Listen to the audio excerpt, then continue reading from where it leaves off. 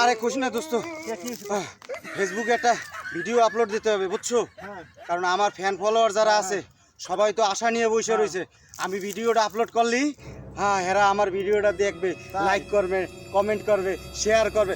আমি এইটা নিয়ে খুব বিনোদন পাবো। আমি খুব বিনোদন, ভরপুর বিনোদন পাই দোস্ত। এখন যাস কিন্তু বাসায় যাই, এখন আসলি কনে জঙ্গলে। জঙ্গলে লিগে এই ভিডিও আপলোড দেওয়া লাগবে বেটা। আগে তো আরো আছে জঙ্গলে তোর মারলি।